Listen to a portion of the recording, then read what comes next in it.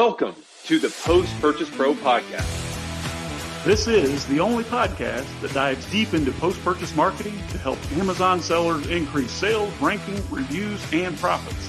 It's everything that happens after the initial sale that makes a difference. We call this the back end. Back again with the back end. Yeah. You're going to jump right in. I beat you to it, buddy. I love it. This is the guest I've been waiting for. This is going to be like the most awesome interview we've done all day. If you guys are out there streaming this on some of our social channels, don't go anywhere because you're in for a treat. Seth, I'd met this gentleman that we're interviewing today a couple of times before, but him and I were accidentally actually, we were both flying to New York, same destination. I was in row 1, he was in row 3, and all the way down the jet bridge, I'm stressed out. I'm like, man, I'm going to be kicking that stupid bulkhead for 2.5 hours.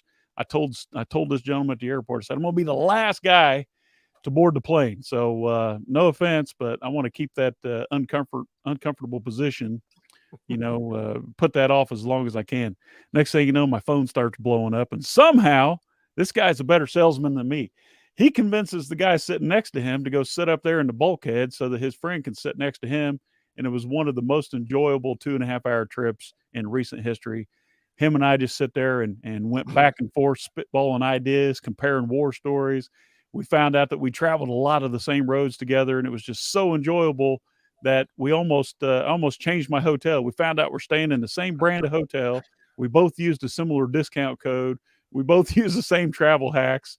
It was like, I was looking in the mirror at a more handsome version of myself. It was just so much fun, Seth.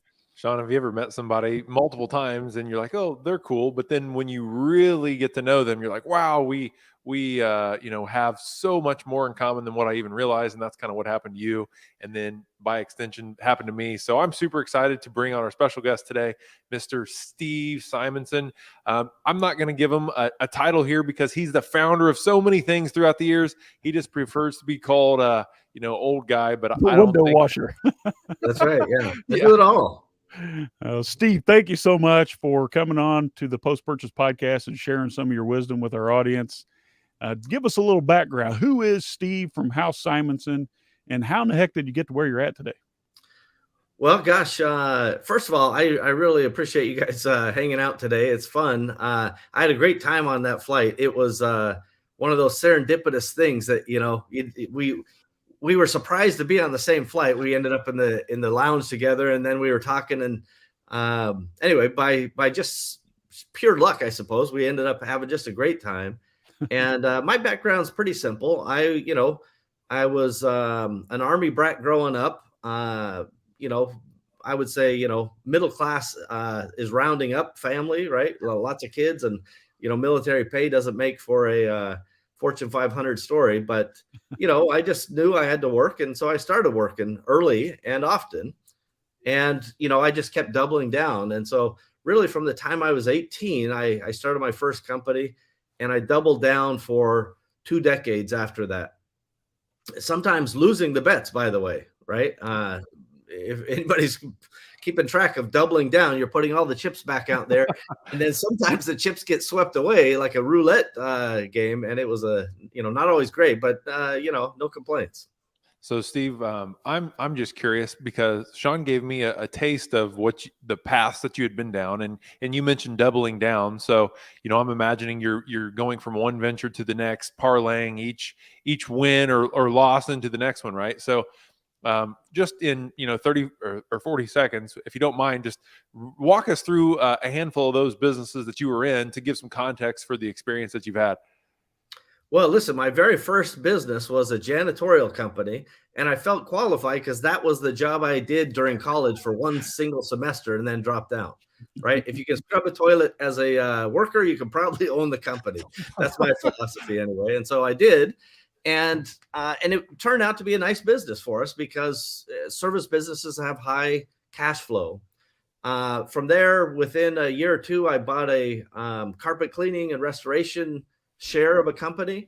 And from there, we kind of expanded into construction of restoration of homes and things like that. And then we kind of got into flooring showrooms and interiors at large, everything from wallpaper to tile to flooring and and the like. And by the mid to late 90s, well, mid 90s, I was hating life. I did not like being a retailer. As I use the analogy, I felt like I was in the coal mine, and I saw the internet taking off, and I wanted to get on that rocket ship and fly. And so I started really in earnest in about 96, working hard to figure out how to do stuff on the internet. And that's still, nearly 30 years ago at this point. Wow, that's unbelievable. Yeah, it's so it's crazy. Now, Seth is a young guy, but it's crazy to think how fast 30 years flies by. So I left the town that I'm living in right now. I left here 30 years ago, and it seemed like just yesterday. And I thought, well, maybe someday when I get to be an old man, I'll come back and check it out and see how things change. Well, here I am, an old man, and I'm back, and 30 years is gone. Seth, this is like, I know you weren't sitting there, but just to live sort of vicariously through my interaction with Steve. I'm talking to Steve on the plane. I'm like, Steve, you're everywhere, man. You're helping this, and you're volunteering here, and your face is over here, and your story's over here. Why do you do what you do? And he looks at me and he says, well, and humble Steve, he's super. I don't know. It's a very, the reason the reason why he does what he does will surprise the heck out of you. But Seth, in the very, very near future, you're going to relate to this comment. So he looks at me and humbly says, Sean, the reason why I want to help entrepreneurs is so that my friends can come out and play. None of my friends are retired. They can't come out and play. So I feel like the more money I can help them make, and the more wealth I can help them acquire, and wins and successes I can help them achieve, the better their chances are going to meet me in Fiji when I want to do a meetup or something. And I just thought, wow, what an honorable reason to be doing what you're doing. And Steve, I'm going to start stealing that real soon. I'm right behind you, brother. I'm 47. I think you're 52, 53. So I'm going to start using that. So let's talk for a moment about your current company. Can you tell me a little bit of the history of why you created your company and who you're there to serve? Yeah, so Symo Global started out basically in a sourcing and direct sales, so e-commerce, D2C, and then we got into wholesale. And over time, Symo Global became kind of a holding company for many other subsidiaries and related companies. So in some ways, like I'll be a direct shareholder if that's the better structure, but most ways Symo Global is the shareholder in other ventures. So when we started Symo Global, it was just simply, I think it was in the mid 2000s, to try to streamline the China supply chain experience and really foreign supply chains outside of America. We were trading in a dozen or 24 countries since the mid 2000s. I started going to China in around 2002, and it was another similarity. Yeah, a different time back then. Sean can attest. Yeah. So it just what the things that I like to do. I like to travel. I like to solve complex problems, and supply chain is chief among those. Back then, by the way, people thought I was a nutcase for trying to buy stuff from Asia and import it and bring it into America. And things have changed now. Now they think I'm a nutcase for trying to decouple. So we'll see. And they might be right. Yeah, that's correct. Okay. All right. Fair enough. Seth, I know that you're burning with these questions here. Yep. So, Steve, our audience is made up typically of e-commerce sellers, and most of them are leveraging the Amazon platform, which I know, you have plenty of experience in the game, right? So where are you seeing is like the toughest barrier for these guys to overcome today? I know you're in the mix on the supply chain, but from your vantage point, what's the biggest barrier for people? Well, I still think from a private label Amazon perspective, finding the right product is difficult, right? People, they find a product, but I don't think they do the full amount of research or we call that process ideation, right? You're developing a product, and the ideation part of the process, people either spend too much time and they never make a decision, or they don't spend enough time and they come up with, I'm going to sell, a garlic press or something. It's like, okay, well, that's not going to work, or whatever the supplement of the day is. And so I think finding that product and then getting that product sourced profitably, those are baseline equations that have to be solved by everyone. The next part is the all right, now I'm growing. I actually got some momentum. I sold $1 million or $2 million a year or more. Now building the team becomes a new problem. So that Yeah. the problem changes as revenue Yeah. goes up. It's a moving target. How true is that? It's funny that you bring that to light. So the more I speak to you, the more I see the similarities. I think we're actually brothers from another mother, but we'll talk about that off the show, off the air. So basically, what you're saying that if a major blind spot for Amazon sellers today, if I'm hearing you correctly, reading between the lines, is we're not looking far enough down the road. We're worried about the problems that exist right now and those obstacles that are at our feet instead of looking at the goal down the road. Is that a fair statement? Yeah, it's true, but it's also understandable. Like I'm not taking a dump on entrepreneurs here. I am one, right? I have suffered all of these pains and problems and still do at various times. But the thing that experience brings is if you don't look ahead to what's around the corner, or at least anticipate those future paths, then you're kind of hamstringing yourself into problems that you don't need to have. And so those include things like developing systems so that system runs the business and then the people run the system from the old E-Myth philosophy. And then figuring out, well, it's not just hiring a person, it's getting that person to do the job, and how do you make it easier for them to do the job than not do the job, which gives them fulfillment and that makes them want to stay around on the job. When we do it wrong, and I've done every mistake possible, it feels like nobody can do it as well as I can. So I'm not going to hire people. I'm just going to, and so there's this back and forth entrepreneurs go through because they don't step back and have the time to look forward. Steve, I'm going to go off of script here because I think that there's a big opportunity for me to learn, and selfishly, I want to. So Good. Sean and I talk about this a lot, where it's like, in Sean's life, because he's ahead of me in terms of years, so he's had more experience. So I'm trying to catch up in terms of experience without capturing those years. So I'm like, what are the big milestones that was the big breakthrough for you that allowed you to leap forward? And Sean can rip them off and say X, Y, and Z made me advance the fastest. But for you, Steve, what was like a few of the big big golden nuggets where you said, I finally get it, and as soon as you got it, you sprung forward? Anything come to mind?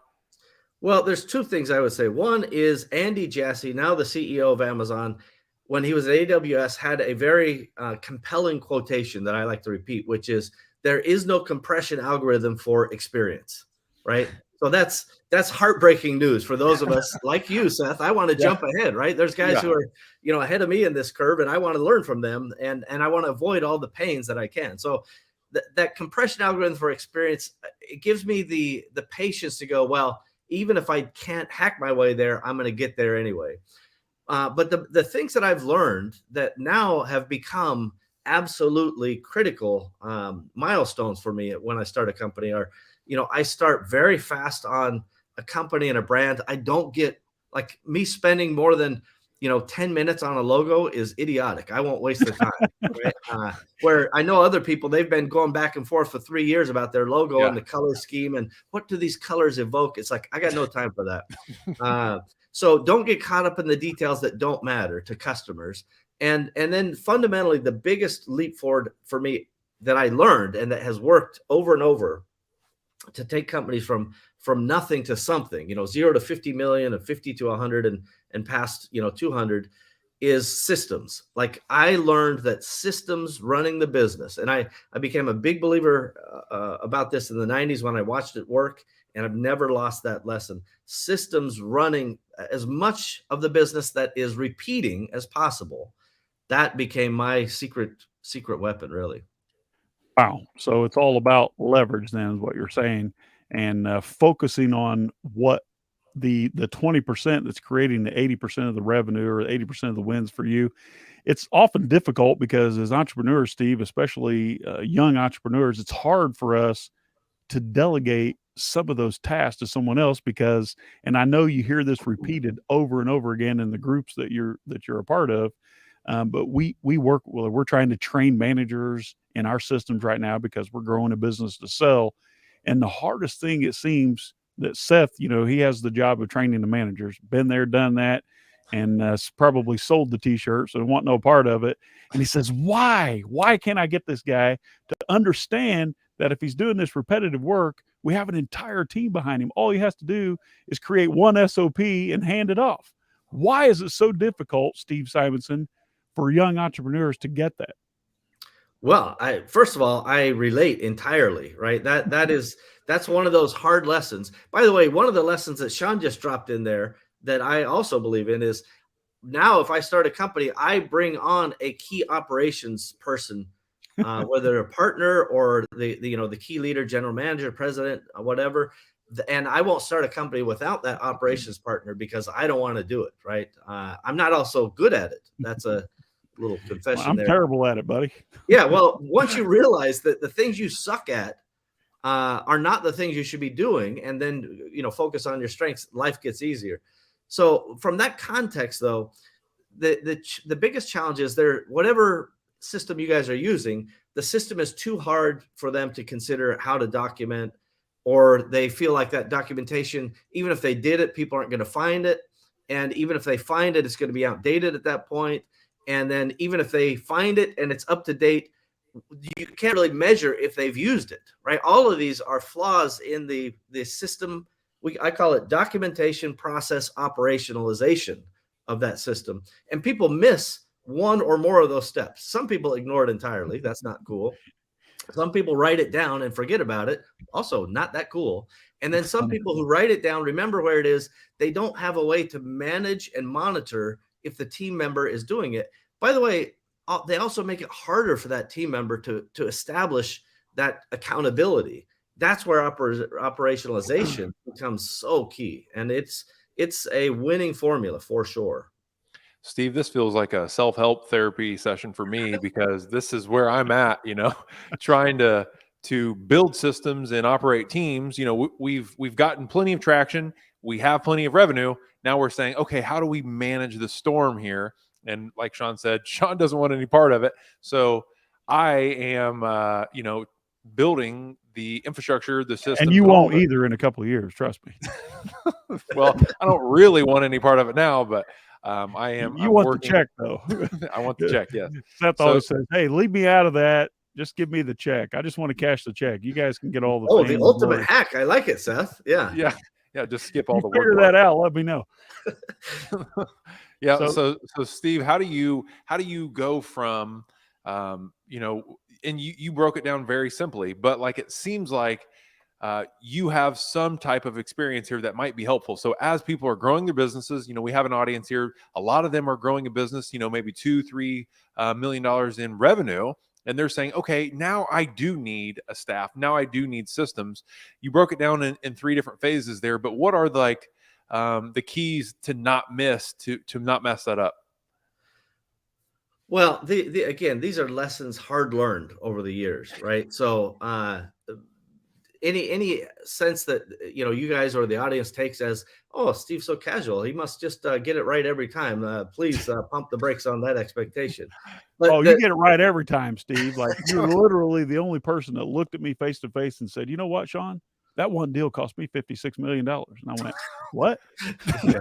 But that's a story for another day. Go ahead. Oh, yeah. I always enjoy rerunning those greatest hits. No, the truth is we had to build systems that made documentation simple and made process of documentation and looking it up and keeping it up to date simple. And then the operationalization of that, meaning the monitoring and making a checklist so that people can just go down and then tracking the checklist and having reports.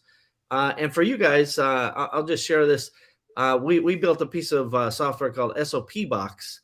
You go to sopbox.vip if you wish. There's going to be it's too booked up right now. It's kind of like Chat GPT. There's too many people waiting in line. We can't get to everybody.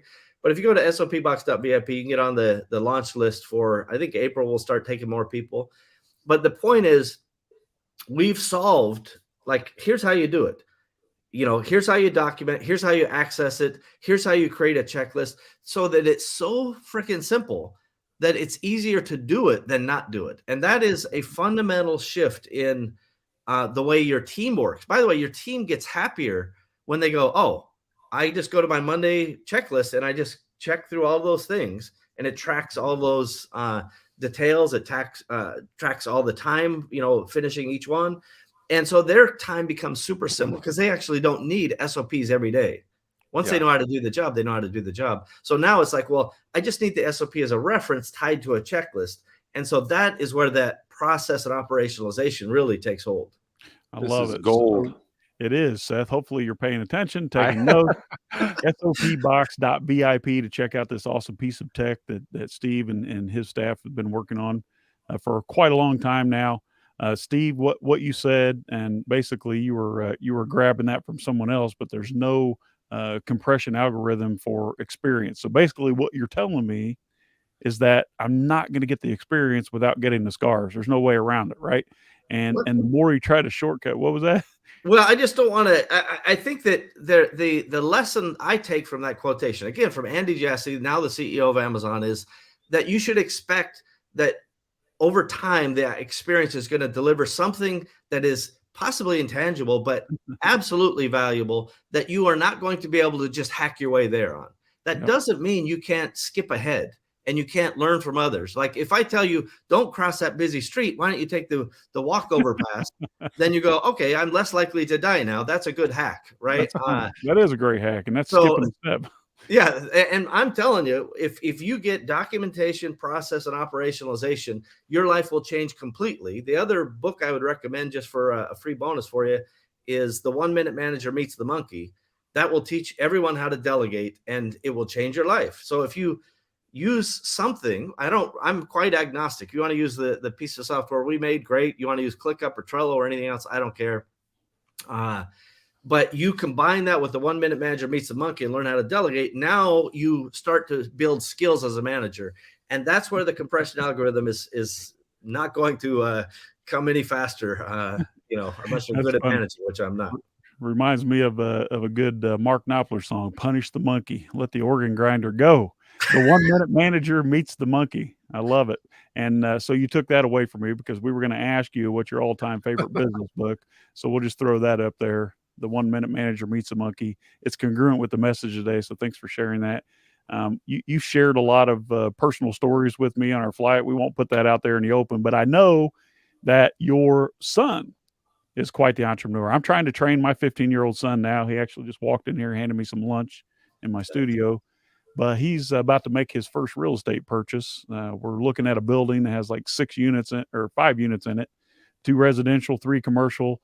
And he's all crunching numbers. I told him what Uncle Seth said about the 2% rule. He's all excited about it. He's trying to raise the rents, and they don't even own the place yet.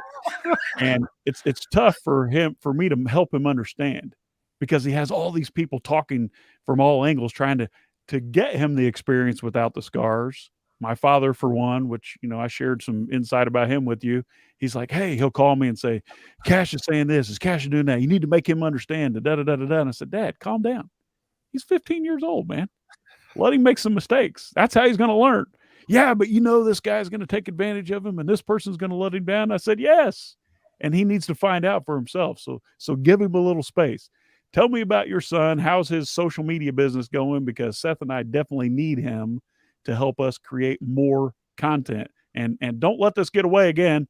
I want to be one of his clients like yesterday. So tell us what's going on in your son's life and how this has affected you, because I know you're just sitting back admiring him getting beat up and bruised along the way. Well, it's hard to watch your kids go out, and it's like, I did mention to go over the overpass, and like, I'm just going to cross this freeway, right? I think I can jump. But they're also, for any parent out there, you understand that your kids don't necessarily take the information you have with the highest level of credibility, right? I'm just the guy who tells them to take out the garbage, right? If it's coming from a kid at school, though, it's gospel. Well, of course, yeah. That's because that kid has watched, their favorite YouTuber together with them, and so they have the highest credibility. Yep. My son, he's embarking on his first entrepreneurial journey. He's around 18, and he's going to have kind of an automated, done for you social posting algorithm.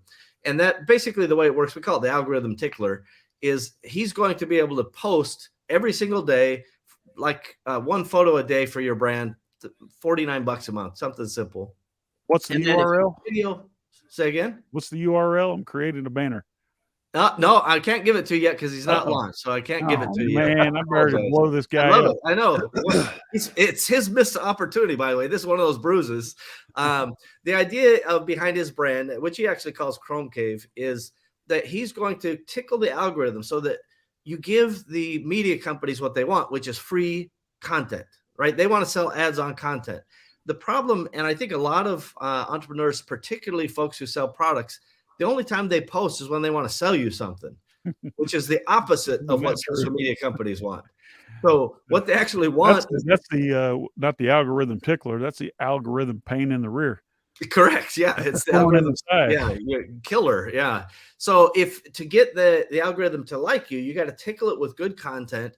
And the more you do that, whether it's photos or videos or a combination of those multiple times a day, which kind of raises the price per month up, that then the algorithm has this basic content that goes, whenever this account posts, they've got good content and I can sell ads against that content. Basically, they have free workers. And so the algorithm's more inclined than when you post the occasional, it shouldn't be every day, but an occasional, hey, buy my product, or we have a sale or a new launch or whatever the thing is, then the algorithm is more likely to drag that into the forefront of awareness and exposure. And so that's kind of his thing. And we're actually resetting a couple of things to add some automation pieces with some of the AI things that everybody's aware of now. You're Steve Simonson. You wouldn't have it any other way.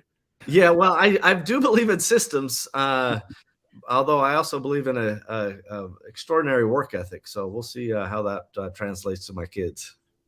So, Steve, we like to ask a couple fun questions. One is, what's your all-time favorite business book, which you gave us a business or a book recommendation. We have another question that we like to ask that's pretty fun is, in the game of business, sometimes you get money as the reward. Sometimes you get to play with your friends, right? So, but what is, maybe something that you've splurged on, but you don't regret spending the money? Well, I'm a huge believer in experiences. So I don't buy stuff. I try to capture experiences. And so anything that I do that is experiential, whether it's for my children or myself or some combination of my friends, family, whatever, like I love to look back at the stories or the pictures or the videos or just the memories. And so I remember not so long ago going to Disneyland and buying one of their extraordinarily overpriced suites. It was the Pirates of the Caribbean suite. And I don't even remember the price, but whatever it was egregious. It was out of the budget. It was complete. Forget budget, man. The word budget has never seen this price. It was extraordinary, but we had a bunch of family. So just my kids and I stayed there because I can't have a million people there. But of course, because I want to get the lowest cost per use out of it, my family who either was staying at that resort or a different dollar cost averaging, Steve. Correct. Yeah. My kids would bring up the cousins into the lounge and everybody's getting food, right? And we're rotating them like 19 people through the lounge. And you're the guy that screwed it up for the Sky Club. You can't even go in unless you're flying Delta now. Yeah, that is correct. I am that guy. So did you also get the VIP experience where they escort you around the park to the front of the line type of thing? Yeah, have done. Cool. Yeah. Now we didn't do it with that group of 19, but yes, like buying time and buying experience. That's when the amount of money becomes secondary to the takeaway. And it's really once in a lifetime. You ring the doorbell of that and it's singing the Pirates of the Caribbean, yo ho, right? And it's like, nobody else has a room. This is my room. Yeah. That's amazing. I love it. Really good. Seth, what's the last fun question before we wrap this up? And Steve, we have to get you back on here again pretty quick because we could talk about this stuff all day long. We're already 10 minutes over. So we're just going to have to get you back on as soon as possible. Happy. Yeah, I need another session anyways. So Steve, what is the one message that you want to leave with the audience today? And then if you don't mind, let us know where people can reach out to you and then, what they can expect dealing with your company and where they can, or what help they can get from you. Yeah, so that's a two-parter. Let me start with the second part first. So you guys can reach out to me on social media or whatever. And, I do lots of free meetups with Empowery and other types of things. Symo Global is not, pursuing a ton of customers. The customers we have are large customers or they're subsidiaries of our company. But like, I'm at your service if you're an entrepreneur, not to give you individual help, but to give you direction or ideas or make connections for you as best I can. And really, I have a philosophy that I'll just share as my kind of parting thought, which is I start with strategy first. Like, where are we pointing the rocket ship? That, because it matters. If you're a degree or two off on that, where you're going, you are going to be in a different universe, right? And so getting that strategy set correctly to begin with is, a foundational principle. Then systems come next, right? You've got your strategy, you know where you're going. Now, how are you going to get there? And you build in the appropriate systems. And then scale is the third part of that. But scale is a code word for people. And I know, I have many Amazon friends that I'm all about automation and I'm going to do everything, with robots and, chat bots and everything else. It's like, maximize that as best you can. But I got bad news for you. You want to grow a company to, 10 or 50 or 100 or $200 million. You are not going to do it. You're not going to scale without people. And getting good at that part of it, which is HR and letting people focus on their strengths and building skills to be a good manager or hiring good managers. That is, for me, the hardest part of the journey. I'm really good at the ideas. I can do systems in my sleep. The people part is always the part I continue to learn about. This has been one of my favorite podcasts that we've ever done, Steve. So I really appreciate having you on today. Sean, do you have any final thoughts before we jump out of here? I'm just blown away as usual. Don't go anywhere, Steve. We're going to wrap this up and I'm going to pick your brain for a second. Thank you so much, my friend, for coming on. Yeah. Cheers, everybody. Thanks, Steve.